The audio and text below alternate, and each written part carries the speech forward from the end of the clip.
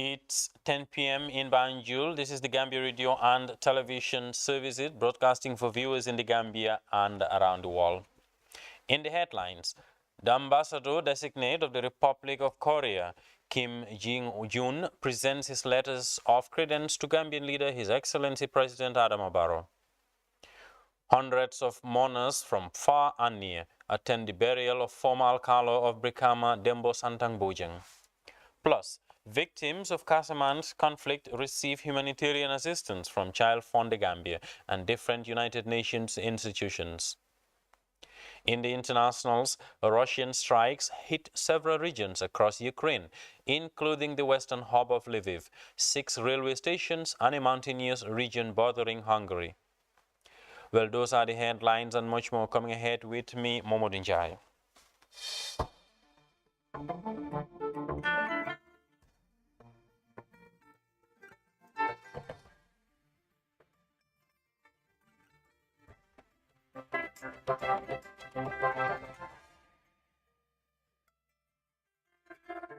We begin this bulletin with the presidency because the ambassador designate of the Republic of Korea, His Excellency Kim Ji-jun, Friday presented his letters of credence to the President of the Republic, His Excellency Adama Barrow, at a ceremony in State House.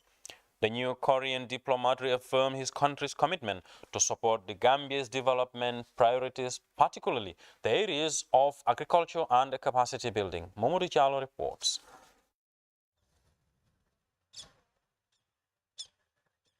Relations between the Gambia and the Republic of Korea continue to flourish with the arrival of His Excellency Ambassador Designate Kim Ji-jun. He was received by a ceremonial guard mounted by elements of the State Guard Battalion.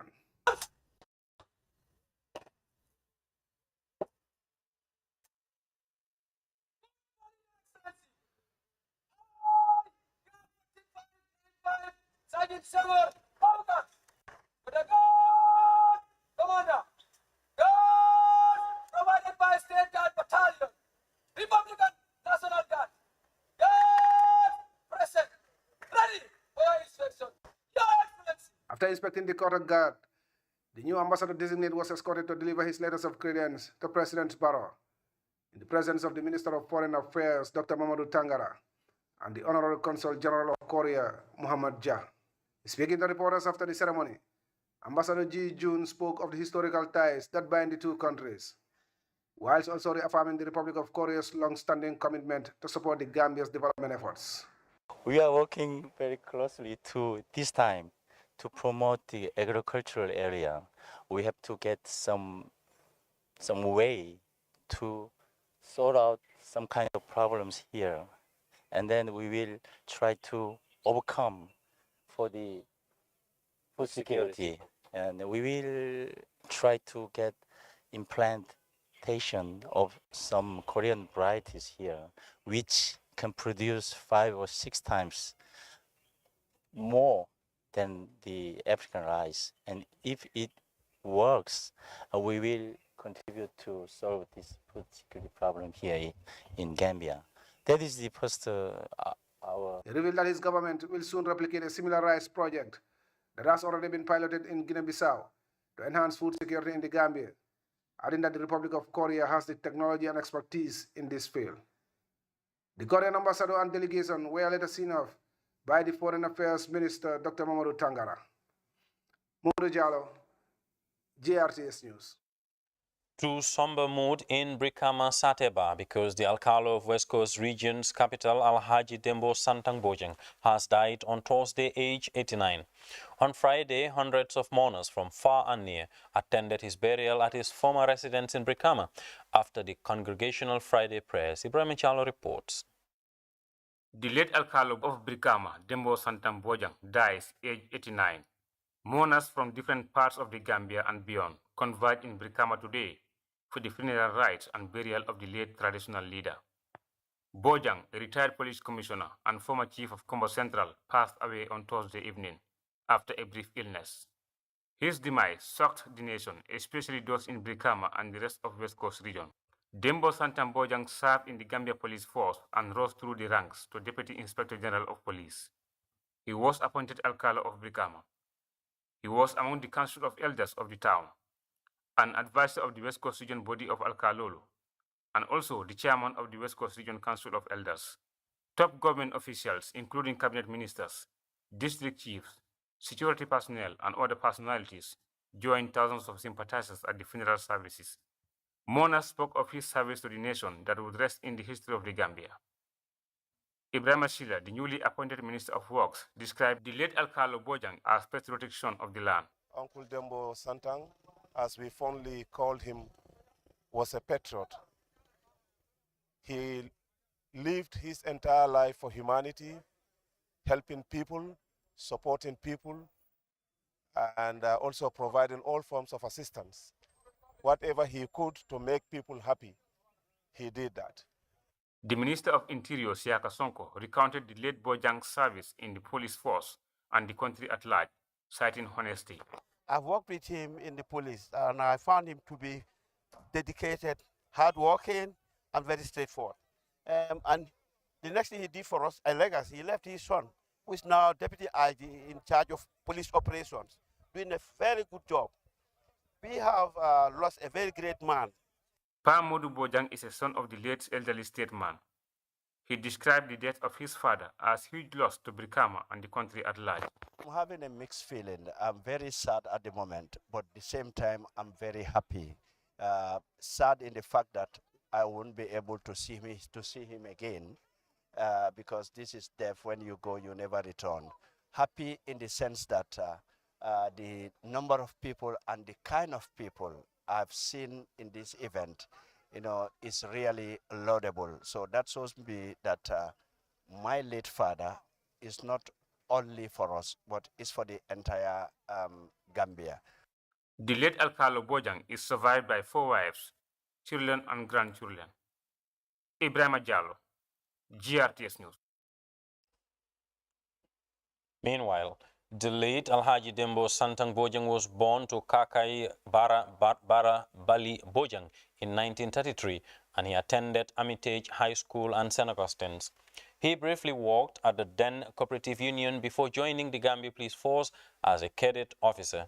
Bojang served as officer commanding of many divisions across the country. Alhaji Dembo Santang Bojang also served as officer commanding OC of the Criminal Investigation Department and the director of the Gambia Immigration Department. He was Commissioner of Police, and after the amalgamation of the police and the gendarmerie, he became Deputy Inspector General of Police. Following the death of his uncle, Yankuba Bojang, in the U.S., he resigned, contested and won the Brikama chieftaincy elections in April 1993. Bojang was also a member of the National Consultative Committee set up to consult the people about the transitional program of the junta, which seized power in 1994. The late Alhaji Dembo Santang Bojang continued his chieftaincy up to 2010, when he was removed by former President Yahya Jammeh for undisclosed reasons. Mr. Bojang also served as advisor to the Gambia Police Force. He was appointed Alcalo by the Council of Elders in Brikama, fondly known as Bulundala, and the government of the Gambia in 2020. Since then, he has also been the Alcalo of Brikama until his demise last evening. Alhaji Dembo Santang Bojang was survived by 4 wives, many children, grandchildren, and great-grandchildren. May his soul rest in Jannatul Firdaus. Moving on, Peace Hub, the Gambia, in partnership with UNFPA and the National Youth Council, held a day's forum on ways to improve youth leadership and political participation. As Senabu Janya reports, the program was graced by National Assembly members and other stakeholders. Gave young people from different youth organizations the opportunity to better understand the need for more political participation in national development.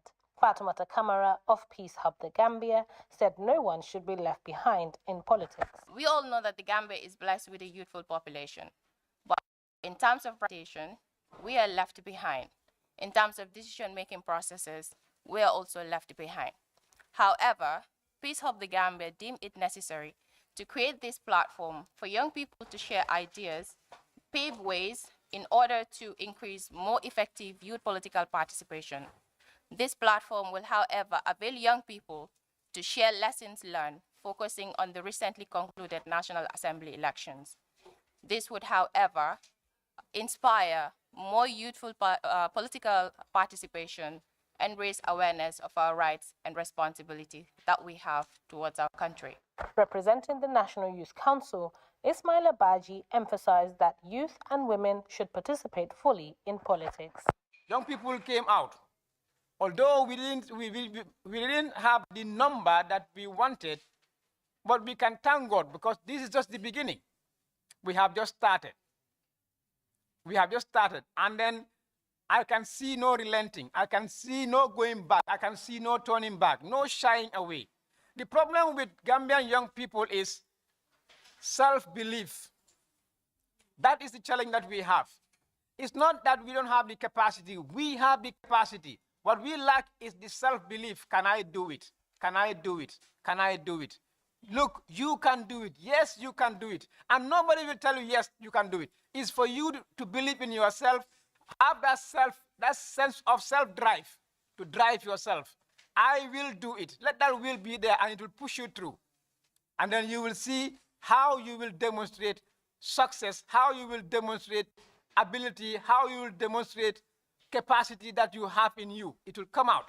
The forum included a panel discussion centered on the role of young people in community service, as well as their role in the recently concluded National Assembly election. One of the reasons that motivated me to contest as a National Assembly member for Sani Mentoring constituency, one is the female participation in the National Assembly, at the Gambia National Assembly is very, very minimal.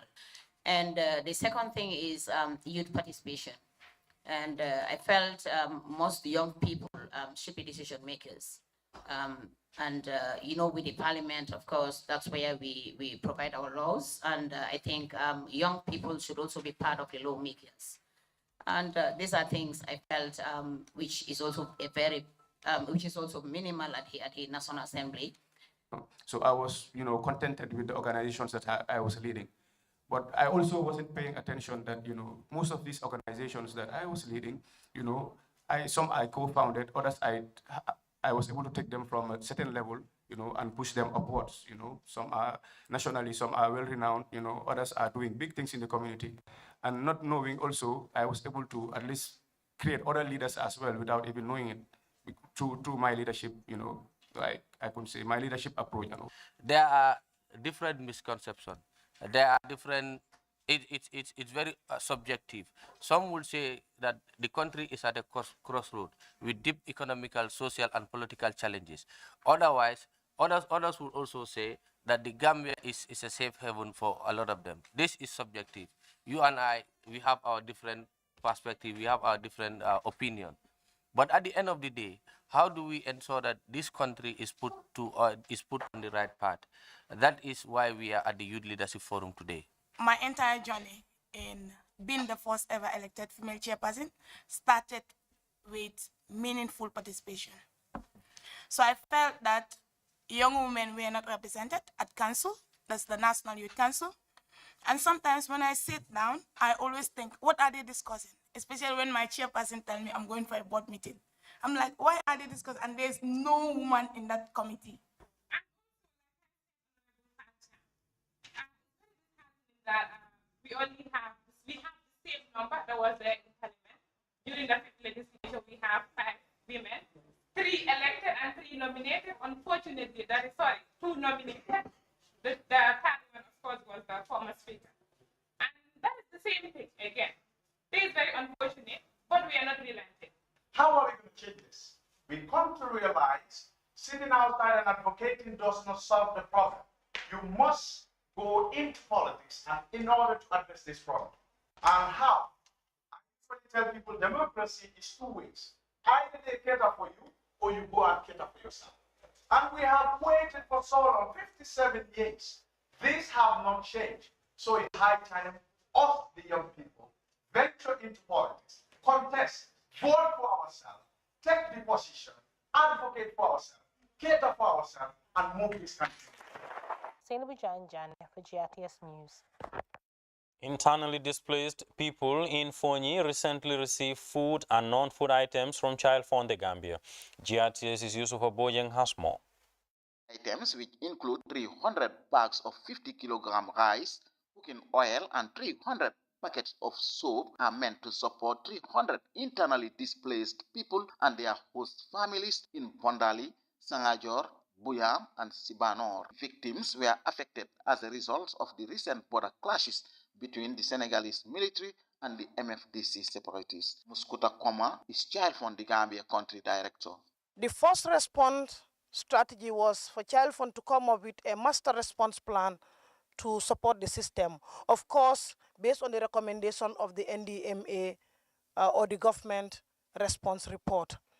And as per the master response plan, we noticed that we really need to complement the efforts of the government in providing food and non-food items. In addition to this, Child Fund is finalizing procurement procedures to set up 5 child-friendly spaces in the 5 communities that have received the highest number of internally displaced persons and the children. The child-friendly spaces will be providing psychosocial support to children and their families. The manager for Nyidindim Federation, Idi Ba, said the move is in fulfillment their responsibility to support affected people. This time we are reaching 300, families. The same rice, oil and soap. So I want to assure the beneficiaries that despite the fact that it's an emergency situation, but normally we have to support the children in this kind of, emergencies. The regional disaster coordinator for the West Coast region, Bintasi Jadama, described the donation as useful, saying it is meant to ease the pressure on the host, the displaced families, as well boost the nutritional status of beneficiaries, especially children. The total families registered for the entire period from 13th March to date is 1,800 families. Out of the 1,800 families, government being the duty bearer, government was able to support 500 families, but through government's intervention and coordination, partners are coming on board and the support is going on smoothly. On behalf of the beneficiaries, Mariama Jaju of Bondali expressed gratitude to the donors for the support and assured that the donated items will be put into good use. This is Fabojang, GRTS News. Still on IDPs, because the United Nations World Food Programme WFP has launched cash transfers to assist internally displaced people, refugees and host families in Fonyi Kansala within the West Coast region. Conflict in the troubled Senegalese region of Casamance has led to mass cross-border displacement. Again, Yusuf Abojang filed in this report. 200 households, each household will receive $2,330 per month from April to June 2022. World Food Programme representative and country director in the Gambia, Yashiro Smura, said the assistance will help conflict-affected families meet their basic food needs and supplement the destroyed or lost food stocks. He explained that families affected by the armed conflict were suffering from a difficult food security situation due to poor harvest last year, socio-economic fallout of COVID-19 pandemic, as well as the rising cost of food items. These people had to leave their homes, leaving their livestock, farmlands, everything, livelihoods, coming here and then staying here. So they're in a very, very vulnerable situation. And also, the country itself, the Gambia, is going through the very difficult period of the world food insecurity during the past decade. And we have, as you know very well, the prices of food, fuel, basic items are increasing. So these vulnerable people are the most affected. So we as a humanitarian agency work with National Disaster Management Agency. This is our mandate to support these people. WFP boss noted that urgent support is needed to provide humanitarian relief and protect livelihoods for the most vulnerable families. This assistance, he added, comes at a time when the level of food insecurity and malnutrition is very high in the country. The executive director of the National Disaster Management Agency, Zanat Dahaba, said the emergency response is delivered in collaboration with the National Disaster Management Agency and the Red Cross Society, targeting families identified through a joint assessment conducted by WFP and UN partners in support of the Gambian government. WFP, he said, serves as an effective humanitarian and development partner to the government of the Gambia in the fight against hunger and malnutrition through its programs, including crisis response, among others. World Food Programme has always been a highly dependable partner in terms of humanitarian crisis, supporting Gambia government's resilient program.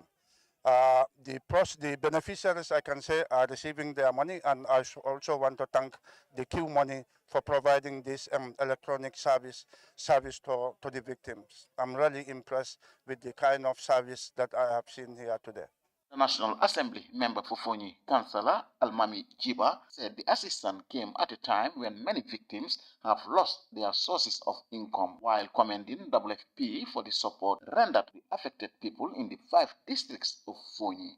Since the 24th of January 2022 down to the 13th incident, and that of the last incident on the 8th, you could see individual support, CBOs, government institutions, and also the Disaster Management Agency, and most of the Red Cross. And also Dindim Bantaba has also been a partner of this disaster. I could say individually, it's amazing. And the call that each of those organizations have did, it has been so reflective to the life and the livelihood of the family.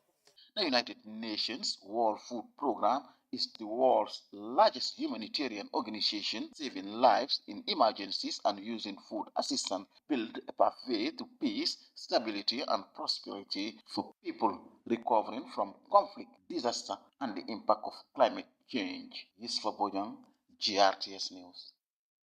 Meanwhile, the United Nations Population Fund, UNFPA, donated food items to the National Disaster Management Agency for onward delivery to the internally displaced people and the refugees who are now seeking shelter in Fonyi as a result of conflict in the Senegalese troubled region of Casamance. The ceremony held at the Disaster Management Headquarters in Kanifing was the latest humanitarian assistance for the victims of the conflict since the showdown broke out between the MFDC rebels and Senegalese forces. Let's take a listen. The Gambia is supporting the government's call to contribute to the response as a result of the Casamance crisis. As we all know, we're having an influx of people coming from Casamance as well as internally displaced persons. So as a result of that, also as part of our humanitarian response, try to contribute towards the food supplement needs of the communities in the Fonyis.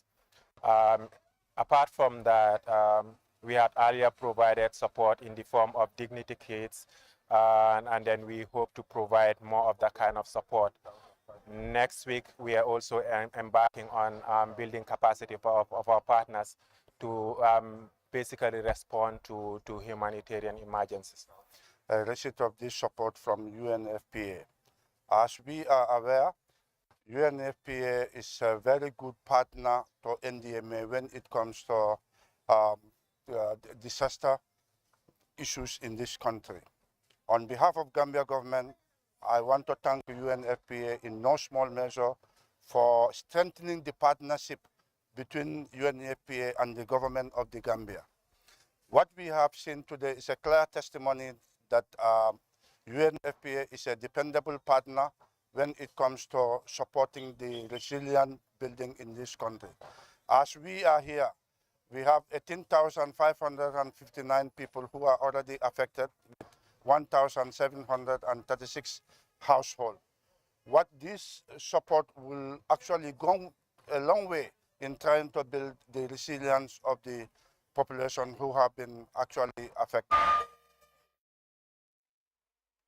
That was the Assistant UNFPA Country Representative Lamin Kamara and the Executive Director of the National Disaster Management Agency, Mr. Sanad Bahaba, there on presentation of food items for onward delivery to internally displaced people and refugees seeking sanctuary in Fonyi as a result of conflict in Casamance. Now, we will take a short break, but up next is news beyond our border station.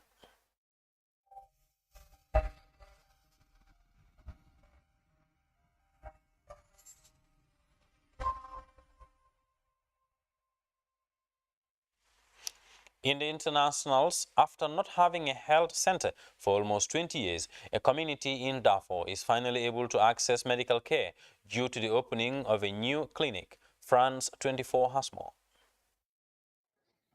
A moment of communal joy for a vital service.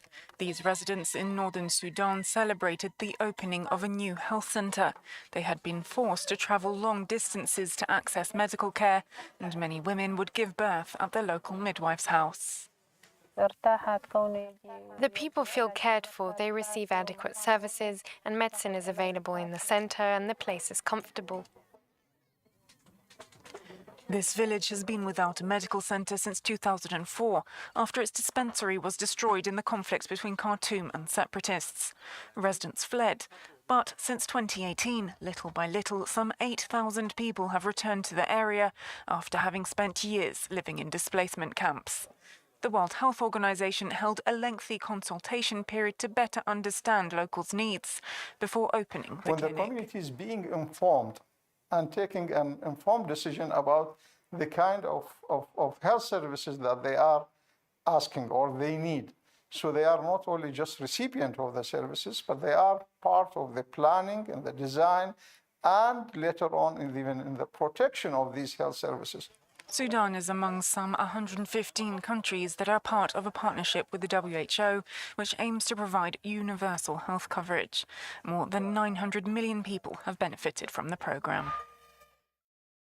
Elsewhere, Russian strikes have hit several regions across Ukraine on Tuesday, including the western hub of Lviv, 6 railway stations and a mountainous region bordering Hungary, which was targeted for the first time, officials said. More in this France 24 News report. Side has said that it has now switched to an offensive posture rather than merely defending their positions. That doesn't mean to say a counter-offensive across the entire line of contact, which is extremely long. I mean, it goes really from the north of Kharkiv round here, sorry, I should say here, all the way down to Mykolaiv and the Black Sea coast. So that is an extremely long line of contact. And we're not talking about Ukrainian counteroffensives everywhere, but there has certainly been a significant one around Kharkiv here.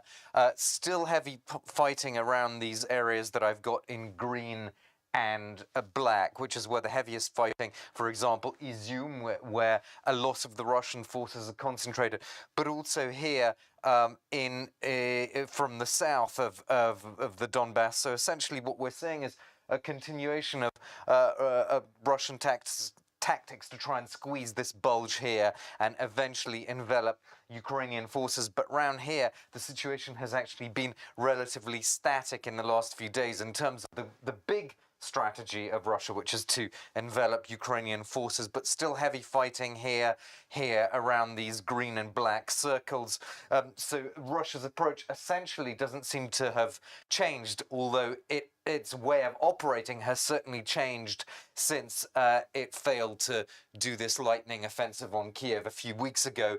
Different modus operandi, but still not able to essentially envelop those Ukrainian forces, which, as I said, have conducted counterattacks around Kharkiv, but also they're saying that they've made progress, the Ukrainians, this is, in parts of Kherson Oblast and around Mykolaiv as well. So we'll have to see, but certainly the fact that the Ukrainian military is saying that they are switching to offensives in some areas, that reflect perhaps a certain level of confidence, perhaps reflecting also this resupply of Ukraine by outside powers, though you know, what happens in the long run, it's very, very hard to predict, Will, because of course in a war of attrition, there are so many different factors. One just can't really predict how all of this is going to end up. Will it last for weeks, months, years? What sort of level of Western support does Ukraine really count on? What will the Kremlin decide around May the 9th, which is of course a very symbolic and important day in Russia, victory over Nazi Germany being celebrated? Will there be some kind of tactical success being touted as a reason to sort of pull back a little bit, or on the contrary, an escalation? So this could go in many, many different ways, but certainly from the Ukrainian authorities' point of view, they believe that the Russian offensive has stalled in the Donbass, but that doesn't mean to say a Ukrainian victory. It doesn't mean that. It just means, you know, some sort of you know, balance of power, and it depends really now what Ukraine decides. Do they try to actually push back beyond? So this is an area, these stripes here we can show you. This shows areas that were controlled by pro-Russian forces before February the 24th. Does Ukraine actually try to push this back? Do they try and push Russia back into the Crimean Peninsula? This is where they essentially spilled out from on the 24th of February to make these gains here in the south. How far does Ukraine go? These are all tactical, military and political decisions that we'll have to wait and see what Ukraine actually decides that it feels it can. Tunisians join millions of people around the world to mark the 2022 World Tai Chi and Qigong Day, an annual event held on the last Saturday of April to promote the related martial arts disciplines of Tai Chi Chuan and Qigong since 1999. CGTN's Adnan Chaouchi reports from Tunis. Tai Chi and Qigong ambassador for Tunisia and Africa, the martial art expert from Cameroon invited many people to join his open-air session in the natural park of Sidi Bou Said, the northern suburbs of the capital city Tunis. Tai Chi and Qigong is spreading around the world. People in more than 90 countries are practicing this discipline to mark this special day because it has many health benefits. It's a source of well-being, reduces high blood pressure, it's good for mental, physical and emotional health. Tunisians and foreigners living in the country, including children, say that practicing Tai Chi and Qigong, even once per week, has many benefits. So, as you see, we're welcoming a lot of people that come here for free and practice and discover the art of Tai Chi and Qigong. So we've been doing this practice in Tunisia since now 12 years.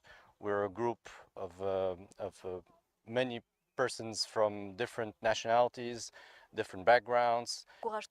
I encourage everyone to try this discipline because it's a way to find out who you are and to connect with oneself and to our environment through slow movements and deep breathing. It's a way to have a moment of harmony inside and outside with the surrounding elements. Ulfa Ayashi is a 44-year-old civil servant who defeated a deadly disease. She joined a group of novice and experienced fans of Tai Chi and Qigong as part of her recovery process. Ulfa says this discipline has helped her achieve physical and psychological healing. Last year I got sick and the cure was long and tough. I stayed motionless at home for 12 months. I started practicing Tai Chi and Qigong to recover. Now I feel much better. This Chinese discipline has saved my life and allowed me to feel better. Tai Chi and Qigong has gained popularity in Tunisia since the outbreak of the global pandemic in March 2020. When Tunisian authorities issued stay-at-home orders and imposed restrictions during the lockdowns, many people started practicing Tai Chi and Qigong online. Martial artists are now joining clubs as the health situation improves in the North African country. Adnan Chaouchi, CGTN, Tunis. That brings us to the end of this bulletin. But before we take leave of you, here is a quick look at our top stories once again. The ambassador-designate of the Republic of Korea, His Excellency Kim Ji-jun, presented his letters of credence to Gambian leader, His Excellency President Adama Barrow. Hundreds of mourners from far and near attended the burial of former Alcalo of Brikama Dembo Santang Bojang. Plus, victims of Casamance conflict have received humanitarian assistance from Child Fund the Gambia and different United Nations institutions.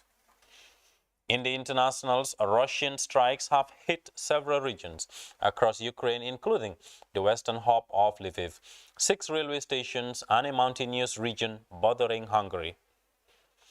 That's all we have for you for this hour. Until then, enjoy the rest of our interesting GRTS programs.